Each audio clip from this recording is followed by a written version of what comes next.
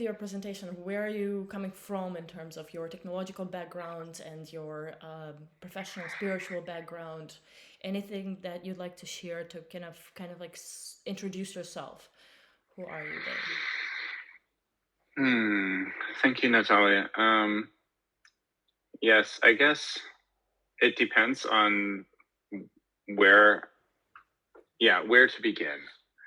Um, I, I guess I feel like, in the spirit of kind of ashes to ashes, dust to dust, it's best to kind of like start in the earth. I was born on intentional community just about a half a century ago now, and so I feel like that both that connection with the land and that connection with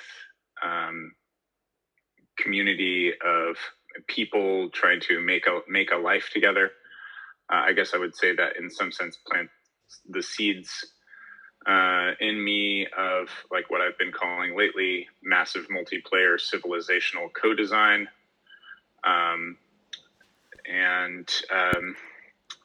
So we'll skip around a bit to say that I spent a good part of my youth with my mom kind of gypsying around. We moved to a lot of different places and lived in various communities. And then I became a father young. And I found that, the kind of full-time job as a baker graveyard shift with like a full course load and an infant daughter was a lot. And it wasn't really covering things at $5 an hour. So I got into tech. So long story short, I then spent 25 years supporting my family doing full stack web application development. And in the last several years, I've been weaving in these other threads around community organization and my kind of pursuit of a higher purpose and trying to bend all of these kind of tech skills to the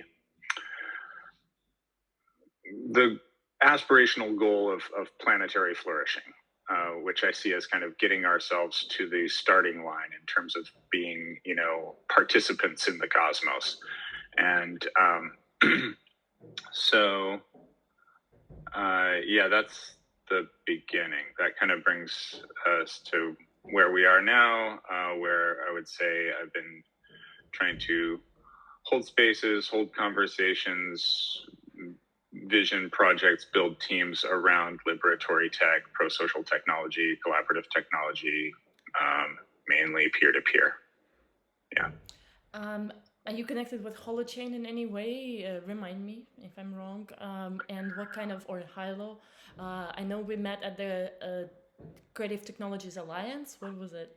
Collaborative Technologies Alliance. The Collaborative Technology Alliance. Yes, the Yes. CTA, which is super valuable. But what is your current direction? What's the work that you're doing these days? Yeah.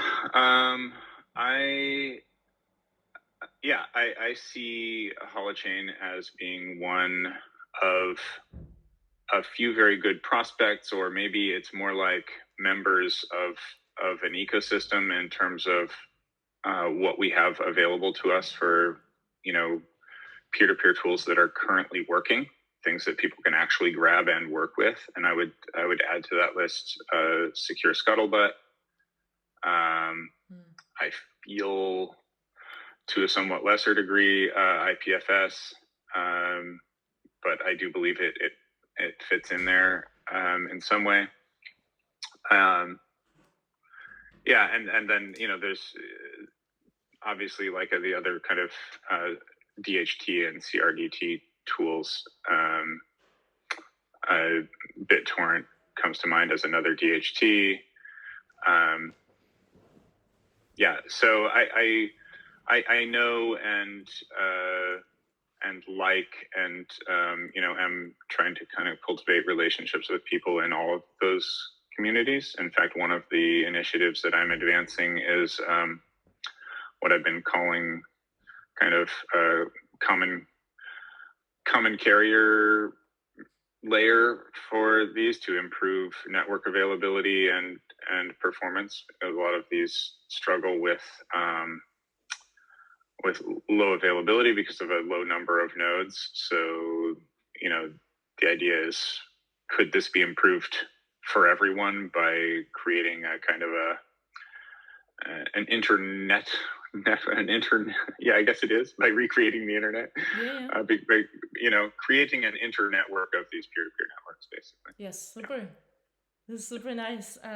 Feels very aligned with the work that I'm doing, is because I'm kind of like mixing the inner technology with the outer technology, meaning that communications technology that unites us as people, as human beings, and bring the coolest, let's say, communicators around the world to build better narratives based on our experiences, based on our observations, of course, philosophies and ethics. What drives you? What brings you forward every single day? Why do you wake up? What are you envisioning to build eventually? What would make you proud?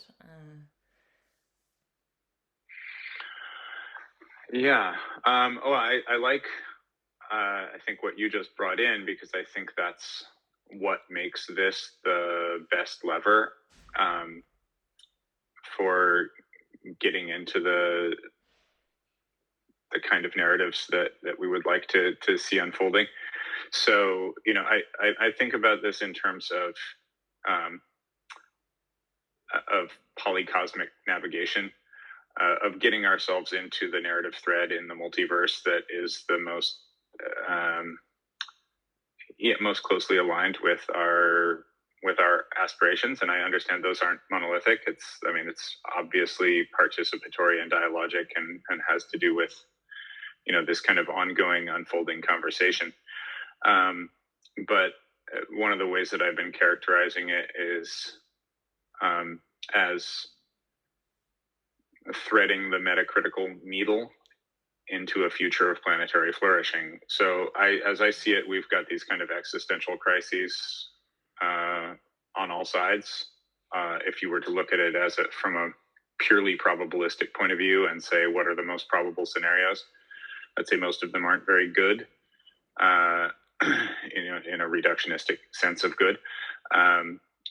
Futures that I personally aesthetically find undesirable, and would try instead to potentiate futures I find more desirable, more aesthetically pleasing, more happiness, less suffering,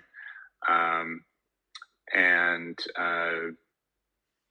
more overall well-being and thriving on the planet. So, I think that's the broad goal. I think a part of it is this kind of humility around what exactly that looks like, and agreeing from the outset that it isn't the imposition of a single utopian vision, but is, I more approve of this term protopian, which is that we're moving towards something, and as we are all kind of coming into our own alignment, there's a way that those threads are sort of weaving together into something that is as yet unknown to us, and isn't following any brilliant leader's perfect vision, but is rather something that we're doing together that's bigger than any of us. So I think there's that in terms of what trying to go for. But the stack, as I see it, has to do with how we make sense of things, how in relationships where we are communicating, we are creating, we're generating sense together. We're generating a view of the world together, and then we're generating possible responses to the world, possible actions that could be taken, and then executing on those, and then getting results, and being in kind of one of these Kaizen agile learning loops all the time. So I think that that one of the things that fundamentally endangers the, as I would characterize them, more positive futures, some of the trends that I think are hazardous are concentrations, like centralizations of power and the sense making that comes with them. So basically, channels for propaganda and censorship and these kind of things interfere with our capacity to see the world, interfere with our capacity to make sense about the world with other people, and therefore interfere with our capacity to respond to the world in meaningful ways